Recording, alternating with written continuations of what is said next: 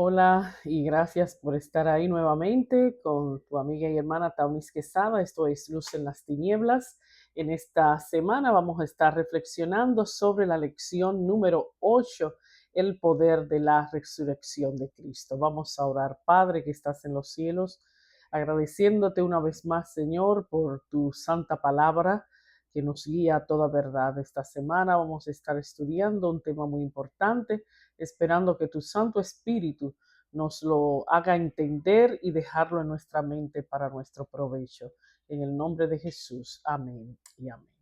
Fíjense, la resurrección de Cristo no fue solamente un milagro extraordinario que pasó en el pasado, es la mayor demostración del poder de Dios.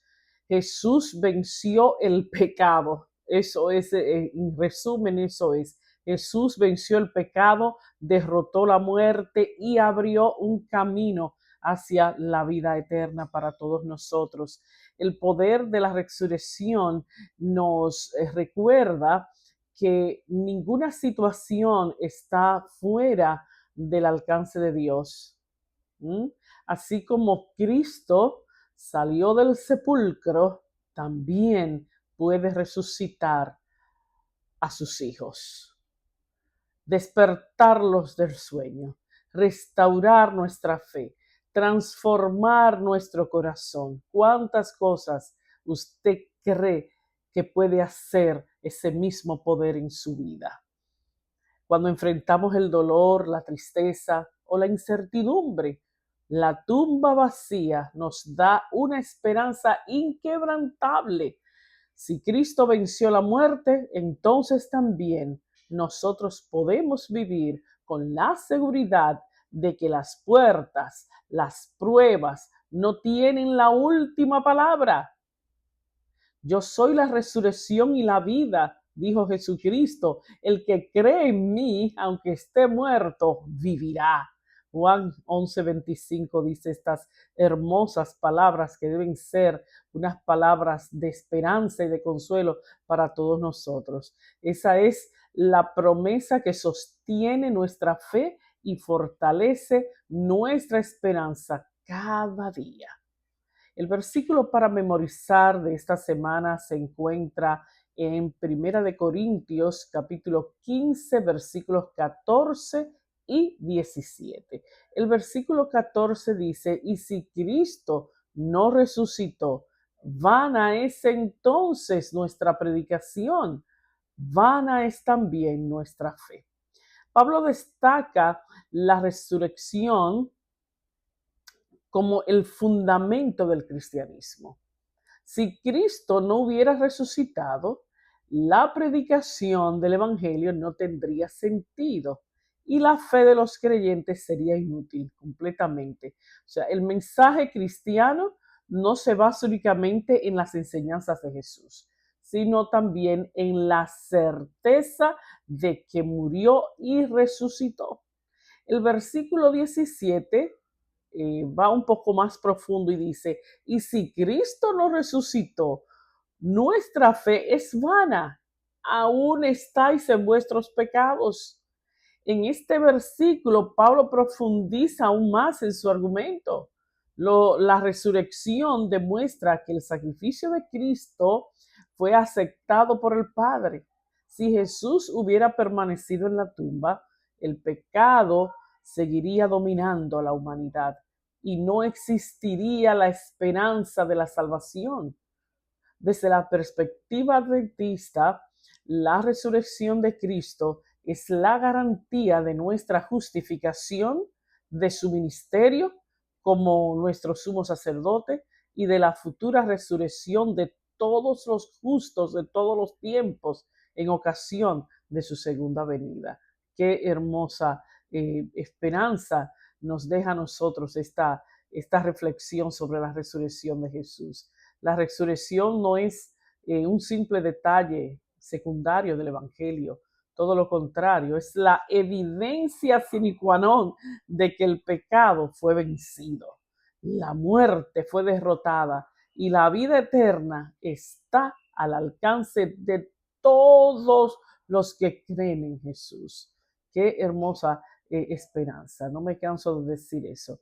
Si Cristo hubiese venido aquí y hubiese nacido y solamente se hubiese quedado como hombre aquí en la tierra, de nada hubiera servido. Si hubiera muerto y no resucita, de nada hubiera servido. Así que lo que completa la misión es la resurrección y ascensión al cielo, porque allí ahora también juega un papel extremadamente importante para todos nosotros como sumo sacerdote y como intercesor de cada uno de nosotros. Vete conmigo a la lección del domingo titulada Proclamando la resurrección de Cristo. Léete 1 Corintios 15 del 1 al 4, Lucas 24, 44 al 47 y Romanos 1 del 1 al 4.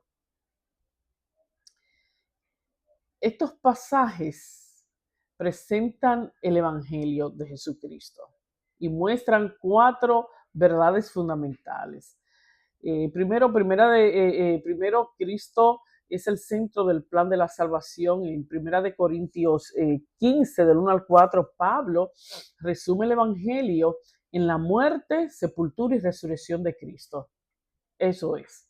En Lucas 24, del 44 al 47, Jesús explica que todo lo que estaba escrito en la ley, los profetas y los salmos hablaban de él.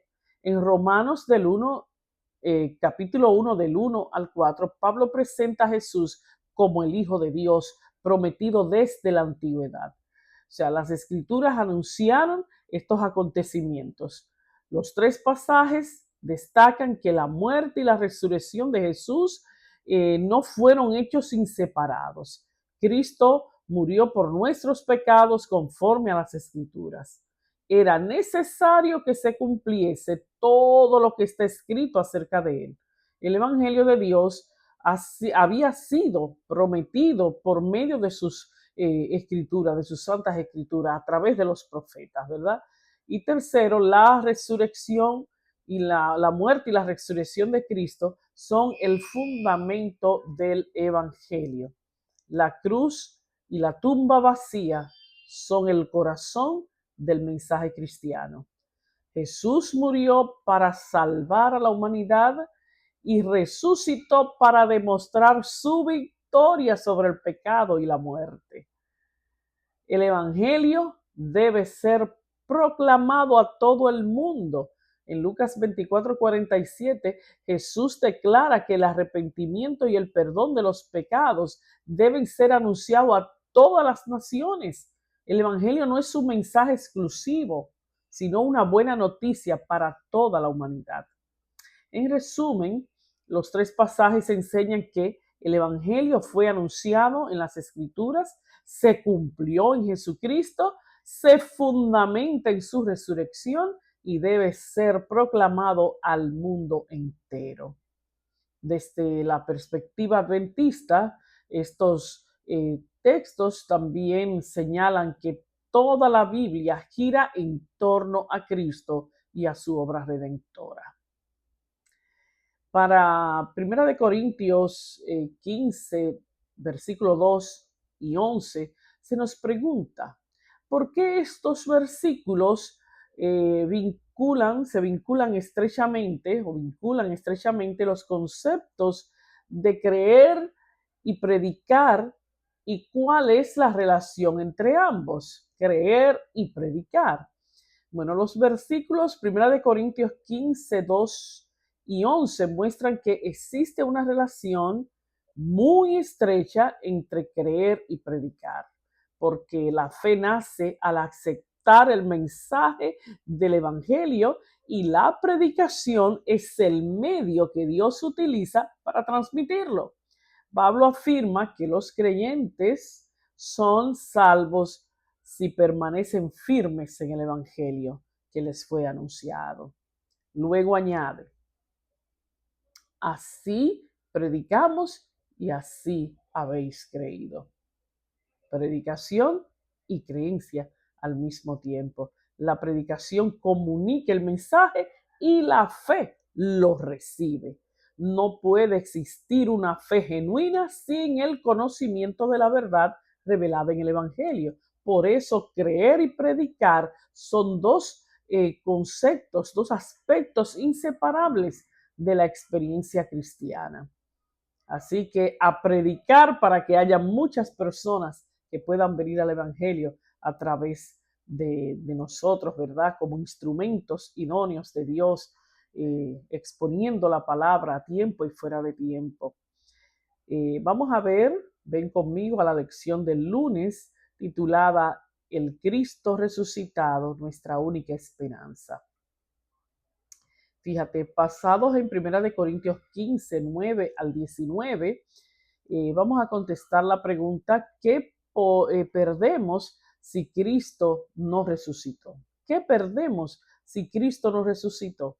Bueno, la respuesta a esto es rotundamente todo. Si Cristo no resucitó, lo perdemos todo.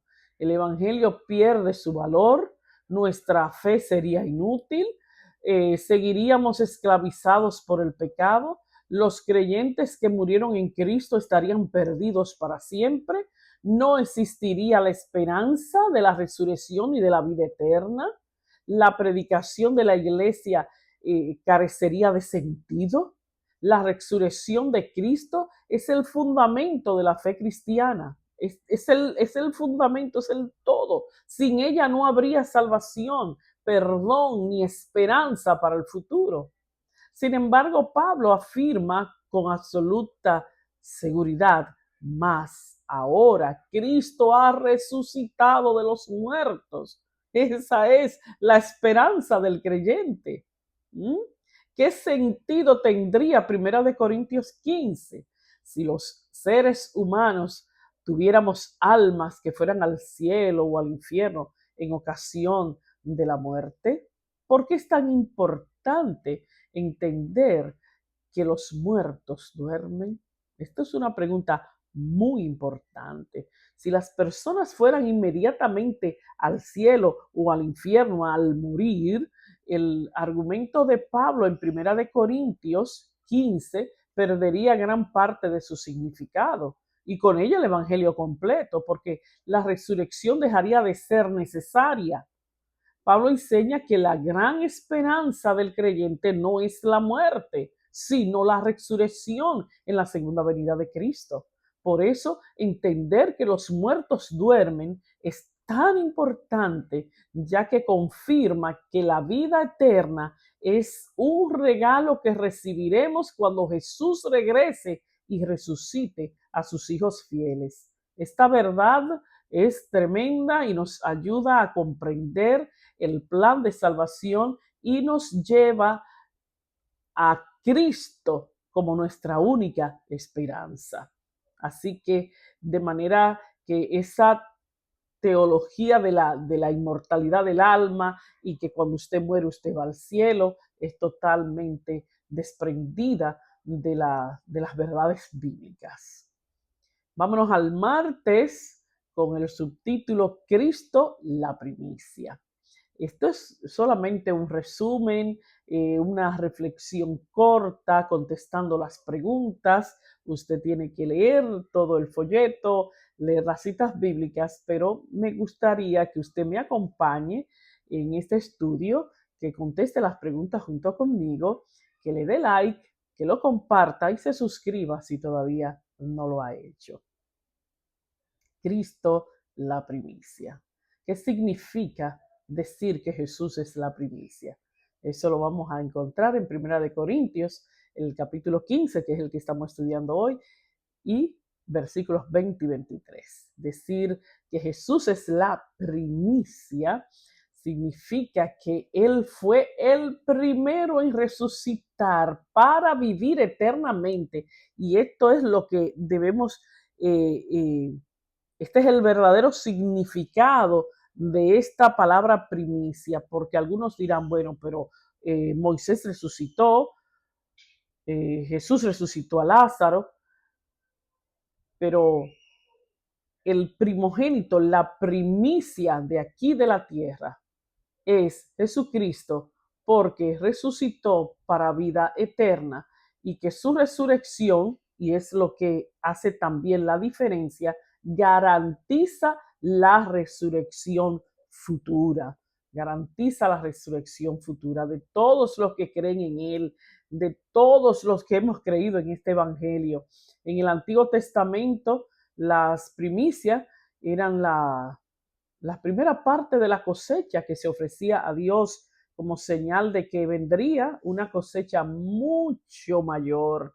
De la misma manera, la resurrección de Cristo es la garantía de que cuando Él regrese, todos los que le pertenecen también resucitarán para recibir vida eterna. Y esta es también la clave para entender esto, porque se daban las primicias en el Antiguo Testamento y anunciaba una cosecha mucho mayor, lo que implica que la resurrección de Cristo anuncia, a la resurrección de Cristo como primicia, anuncia una resurrección mucho mayor. Y ahí está la gran diferencia.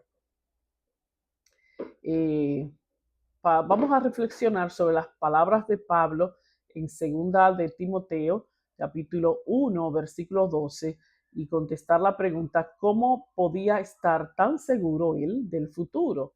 Y cómo podemos estar nosotros también tan seguros.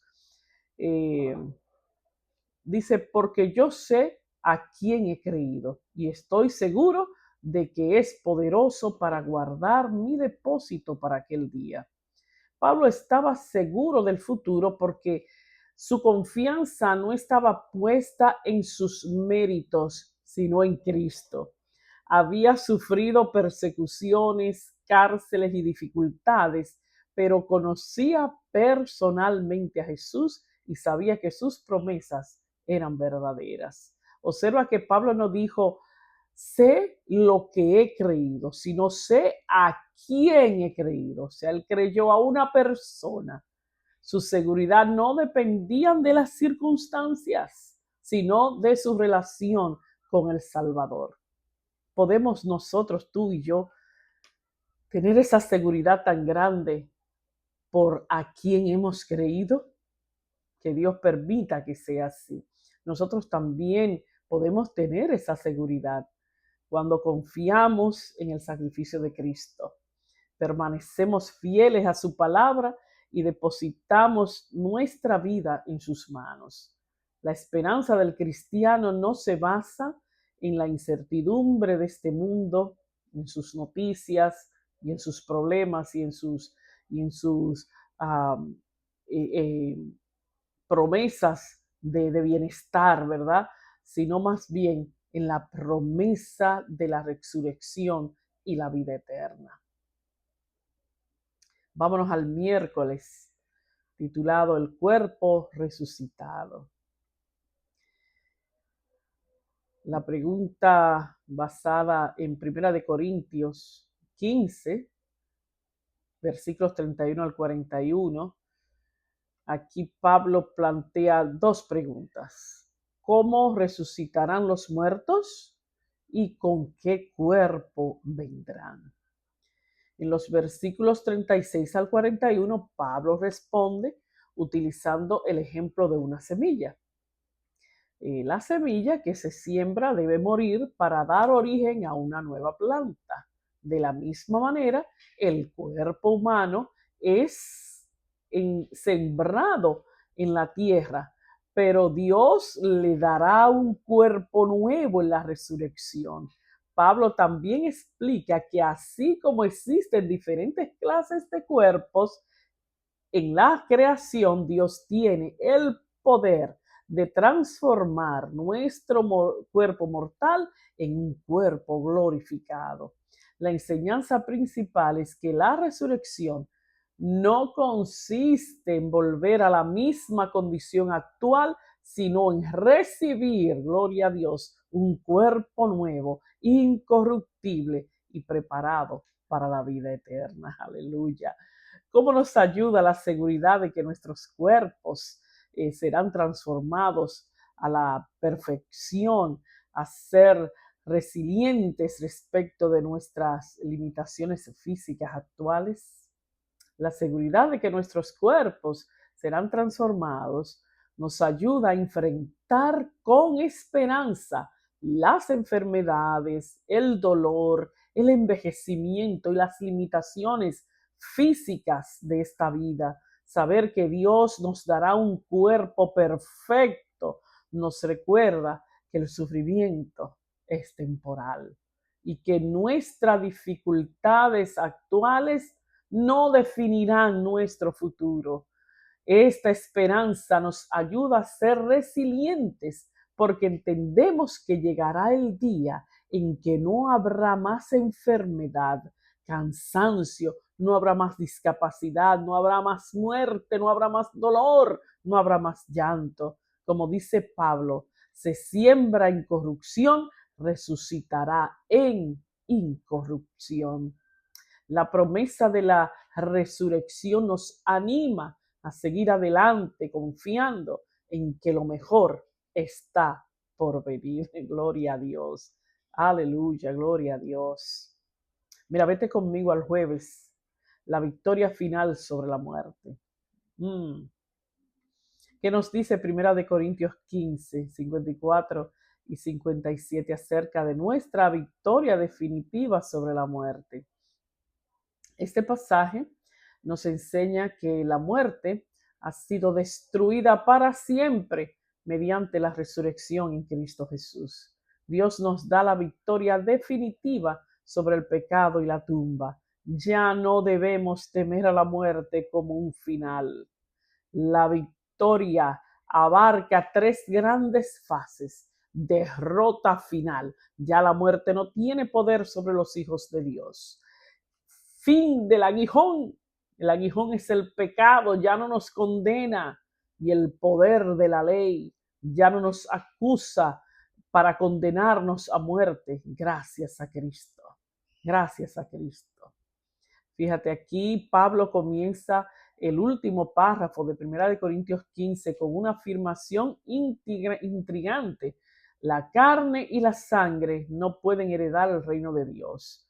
Muchos lectores de la Biblia utilizan esta declaración para decir que Pablo defiende una existencia inmaterial en el cielo, pero el contexto indica lo contrario.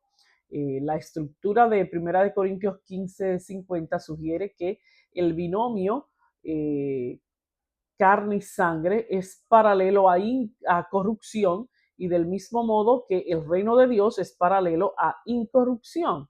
Al igual que en 1 Corintios 15, del 42 al 49, aquí también Pablo contrasta el cuerpo actual o incluso el cadáver con el cuerpo resucitado. El cuerpo sepultado está marcado por la corrupción y la mortalidad, y eso podemos entenderlo, ¿verdad? Porque es algo que dominamos a la perfección, mientras que el cuerpo resucitado se caracteriza por la incorrupción y la inmortalidad. O sea, que hace sentido lo que Pablo está diciendo, no está hablando de un cuerpo diferente, de un modo de existencia diferente, sino un cuerpo que muere corrupto. La mayoría de todos nosotros pues morimos de enfermedades, y los que no mueren de enfermedades, aunque mueran súbitamente de alguna otra razón, se corrompen bajo la tierra. Entonces es un cuerpo distinto el que va a surgir, un cuerpo sano, un cuerpo transformado. Eso es lo que Pablo está diciendo aquí. En pocas palabras, Pablo está diciendo que nuestros cuerpos deben sufrir una transformación radical para poder heredar el cielo. En resumen, Pablo utiliza las ideas de corrupción y mortalidad para referirse a nuestra naturaleza pecaminosa. La expresión carne y sangre se refiere a la humanidad caída, por lo que nuestros cuerpos deben ser transformados y purgados de toda imperfección en ocasión del regreso de Cristo. Incluso quiero añadir a esto que la misma tierra será purificada con fuego, porque en esta tierra, tal como la estamos viendo aquí, no es que Dios va a establecer su reino después de los 1000 años en el cielo, cuando por fin nosotros heredemos la tierra y baje la santa ciudad Jerusalén. Será purificada y rehecha de nuevo. Es lo mismo que pasará con nuestro cuerpo. O sea, solo cuando nuestra naturaleza pecaminosa sea eliminada, pasaremos entonces y pasemos por la experiencia de la glorificación, se cumplirá la proclamación, la muerte ha sido devorada por la victoria. Cerramos los ojos al morir y lo siguiente que experimentaremos será la segunda venida de Cristo.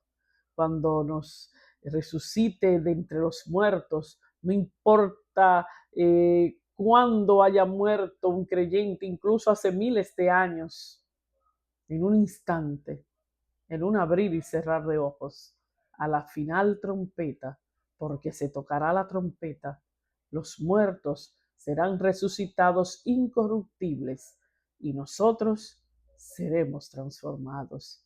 Esa es nuestra bendita esperanza. Por eso seguimos firmes, creyendo, caminando con fe hacia ese promisorio futuro que nos ofrece Cristo Jesús. Gracias por haber estado ahí conmigo. Te espero en la próxima. Bendiciones.